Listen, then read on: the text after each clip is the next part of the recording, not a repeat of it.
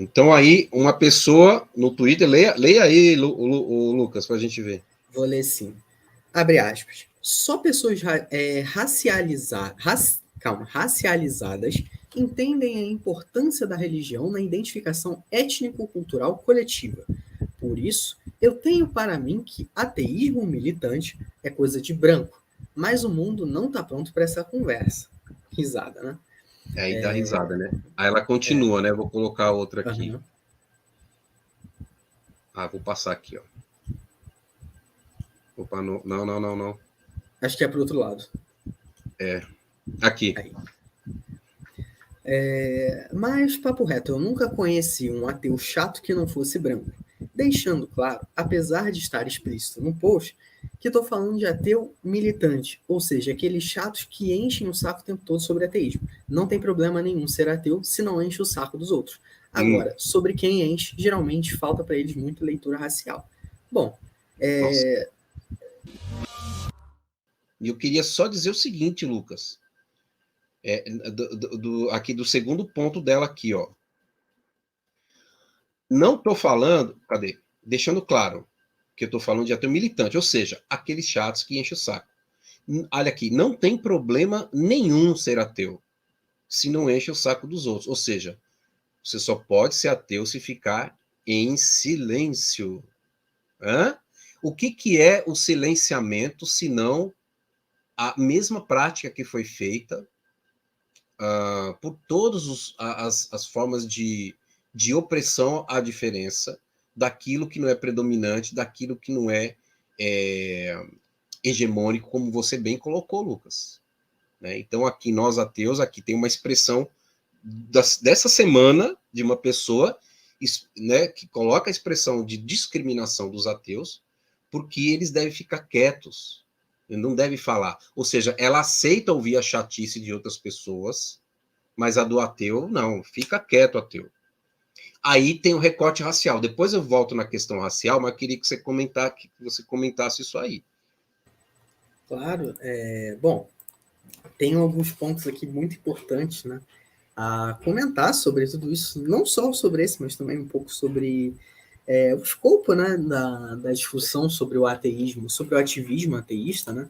E nesse ponto eu gosto de pensar em dois escopos, né? O escopo público e o escopo privado. Como assim? Bom, no escopo público, né, a gente pode ter, a gente tem a desconstrução da instituição igreja, como você bem falou, né? No Estado laico, a gente tem a desconstrução da instituição a nível estatal, ou seja, a igreja passa a não ter mais o poder dentro do Estado. Né? Ela não passa mais a ter esse poder que ela tem em muitos locais. No entanto, muitas pessoas se perguntam qual então que é o papel do ativismo ateísta? Bom, é o papel de praticamente qualquer outro tipo de, vamos chamar assim, de movimento. Né? Claro, o ateísmo, né, ele não tem uma perspectiva, como que eu posso dizer, histórica, social muito profunda. Né? Não é uma coisa ultra desenvolvida. No entanto, ele não deixa de ser um movimento. E a expressão no âmbito privado, ou seja, eu, de espontânea vontade, escolher defender o ateísmo, é uma expressão que se reflete na sociedade. Como assim? Por que o ativismo é importante? Porque justamente, se nós fizermos... Você vai ver como é que isso vai desembocar no que ela falou. Mas se nós, ateístas, não falarmos nada, ficarmos apenas na nossa, falamos assim, deixa isso aí, contanto que não interfira na minha vida, tá bom. Mas a realidade é que a opinião majoritária interfere na nossa vida. A opinião majoritária interfere na nossa vida. Então, se o Estado for laico, mas a sociedade como um todo tiver uma visão extremamente cristã, por exemplo, não vai importar, porque a pessoa do meu lado vai me julgar por eu não agir como ela quer que eu aja, por eu não agir com a moralidade que ela aceita. Eu não aceito essa moralidade. Então, isso vai gerar um enfrentamento. Então, o ativismo ateísta é justamente para a gente desconstruir imagens de que apenas a moralidade é carregada pela religião que a pessoa aceita, que apenas os costumes que aquela religião trata são os costumes corretos. Então, o ateísmo, o ativismo ateísta, ele é sim relevante no contexto social, justamente para expressar que nós também podemos ter o nosso aspecto cultural, nós também podemos ter o nosso aspecto intelectual, nosso aspecto moral, porque hoje em dia no Brasil, né, como eu até falei com o Luciano, o aspecto... nós somos uma minoria. Os ateus são um tipo de minoria. É claro, a opressão que nós sofremos enquanto minoria não é comparável à opressão racial ou à opressão contra os LGBTQIA+.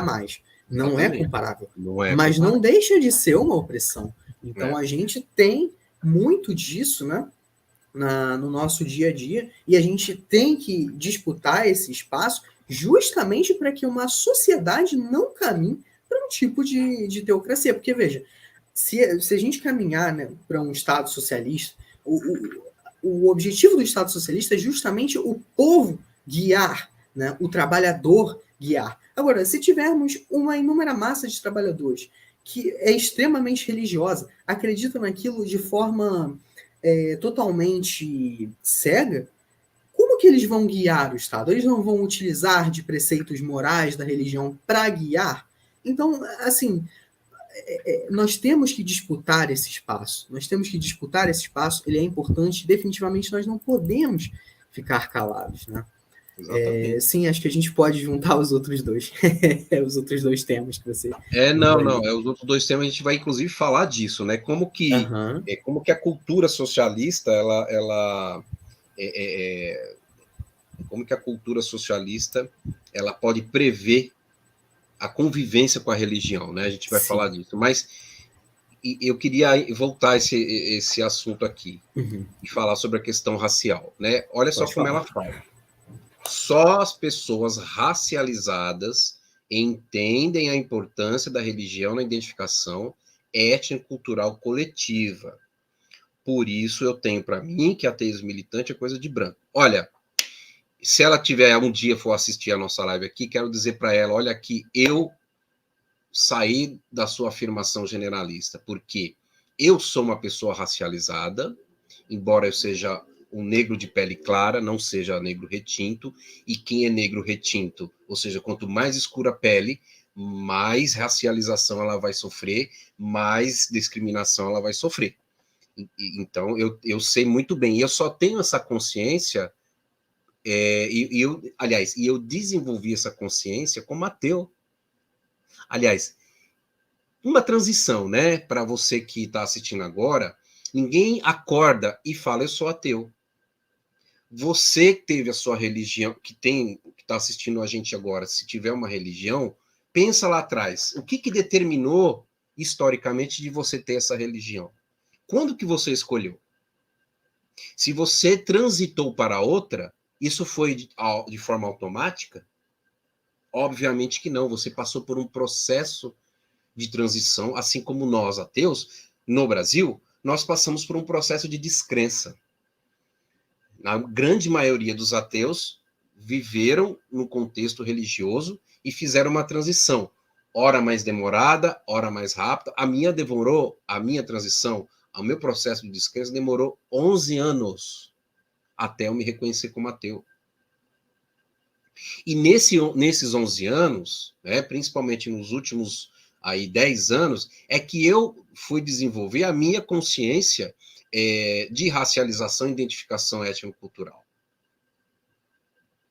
E eu não precisei das religiões de matriz africana para isso. E aí, vamos lá, gente. Vamos avançar no debate filosófico. Debate filosófico é hipótese, é argumento, circunstâncias debatidas, tá? Não é 880. Quando eu falo aqui que eu não precisei das religiões de matriz africana para reconhecer a minha racialização, não significa que eu estou depreciando as religiões de matriz africana. Muito pelo contrário. Eu amo o samba, por exemplo.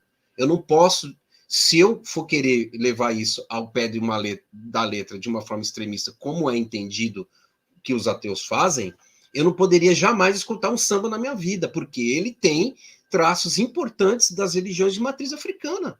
O próprio ritmo é oriundo disso.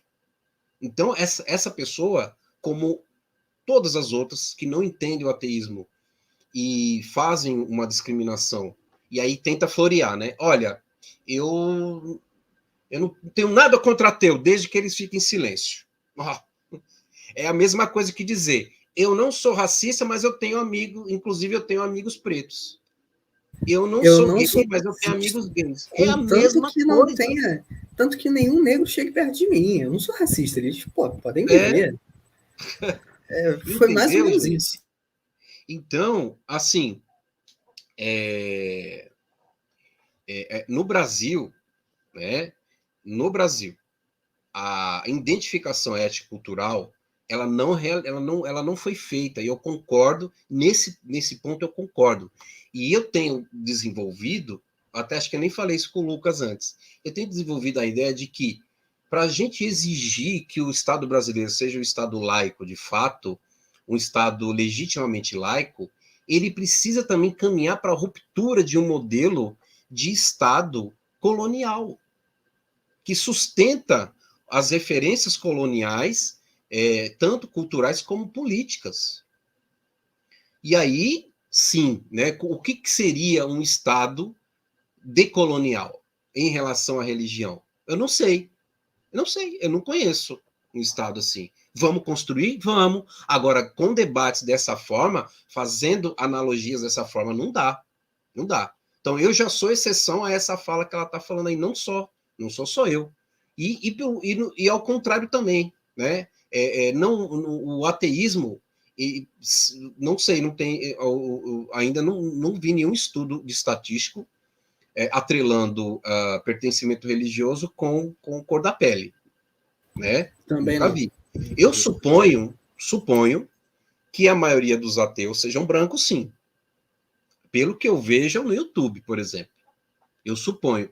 Mas aí a gente tem que fazer outra leitura, não é essa leitura que está colocada assim, dessa forma aqui. É a leitura da Constituição do povo brasileiro. O ateu, para se sustentar como ateu no Brasil, ele precisa ter nível intelectual. E isso não pode ser uma obrigação. E principalmente, muitas pessoas que criticam nós ateus exigem que nós tenhamos PhD, né, Lucas? A gente precisa ser doutorado em todas as ciências. Explica isso, explica aquilo, explica isso. Vai se lascar, mano. Né? Então, não. A pessoa, como o Jorge Minoir traz no livro dele, historicamente, a humanidade ela construiu a descrença e o ateísmo de forma também prática. Quer dizer, a pessoa ela pode ser descrente, ela pode ser ateia, ela não precisa teorizar sobre isso. Então, portanto, a militância ateísta, ela só se sustenta, por isso que se sustenta não, ela existe, e a razão dela existir é em cima do que o Lucas falou, né? Primeiro, nós temos uma identidade de cosmovisão para uma cosmovisão que é diferente das outras. Segundo, essa identidade ela é discriminada por razões históricas, culturais, políticas. Então, nós não queremos ser discriminados, é isso. Nós queremos ter o direito de falar, tá, você não defende, você defende o Estado laico, mas duvido que você gostaria que a sociedade fosse religiosa. Não, eu não gostaria. Mas eu não estou aqui também defendendo fazer o que os soviéticos fizeram logo depois da morte do Lenin, que é destruir as religiões e obrigar as pessoas a largarem a religião. Não conseguiram. Né? Então, não é a militância, portanto, o ativismo ateísta, ele tem que existir sim, e ele tem que, no meu entendimento, lutar pela plena secularização da sociedade e depois do Estado, e não é o contrário. O próprio Marx disse, o Estado livre, portanto, o Estado laico, ele nunca vai ser laico, de fato, se as pessoas que o dirigem não têm essa concepção nas suas condutas políticas, né, de negociação e de atitudes políticas. Então, Sim. o ateu e a ateia, elas lutam pela secularização. O que é secularização? É o desencorajamento, o desinvestimento, o boicote às religiões, sim, para que elas não influenciem na construção coletiva da sociedade. Elas têm o direito de existir, mas a construção coletiva, no que se refere a direitos, a condições materiais objetivas, devem ser feitas pelo postulado da ciência, então, portanto, do debate público sem o enviesamento não científico. E aí você entra do não científico, você coloca tudo. Você coloca pseudociência, você coloca religião.